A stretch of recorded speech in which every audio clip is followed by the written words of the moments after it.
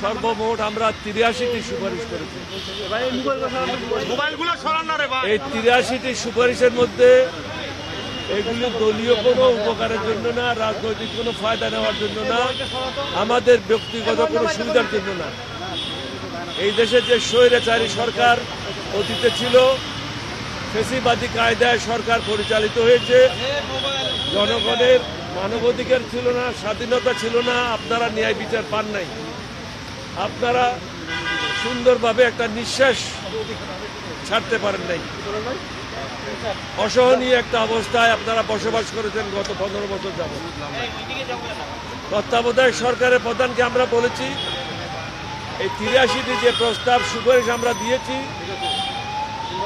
এগুলি যেগুলি উনি মনে করবেন অন্তর্বর্তীকালীন সরকারের জন্য যেগুলি সংস্কারের জন্য প্রয়োজন বা নিয়মিত রুটিন কাজের জন্য প্রয়োজন, এগুলি গ্রহণ করবেন, বাকিগুলি গ্রহণ করার প্রয়োজন নাই।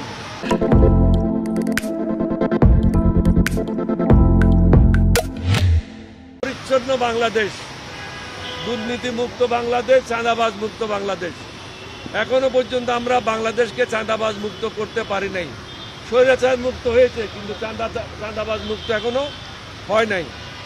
এখনো কোর্ট কাছারিতে ন্যায় বিচার হচ্ছে না। সাধারণ মানুষ যতদিন পর্যন্ত ন্যায় বিচার পাবে না, ততদিন পর্যন্ত এই স্বাধীনতার কোনো মূল্য নেই। প্রত্যেকটা মানুষ বুঝতে হবে আমি একজন স্বাধীন দেশের নাগরিক। সেই বিবেচনায় রেখে আমরা ৮৩টা প্রস্তাব দিয়েছি। এই প্রস্তাবগুলির মধ্যে অনেকগুলি আপনাদের সাথে আমরা শেয়ার করেছি বিভিন্ন সময়। 8ই আগস্ট একটা প্রেস কনফারেন্সের মাধ্যমে আমি 30টা প্রস্তাব দিয়েছিলাম সরকার, এই অন্তর্বর্তীকালীন সরকারকে, এবং 17ই আগস্ট 38টি প্রস্তাব দিয়েছিলাম।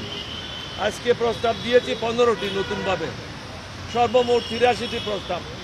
এই ৮৩টি প্রস্তাব ওনারা যদি ভালোভাবে গ্রহণ করেন তাহলে একটা পরিচ্ছন্ন সরকার বাংলাদেশের সামনে আপনারা পাবেন।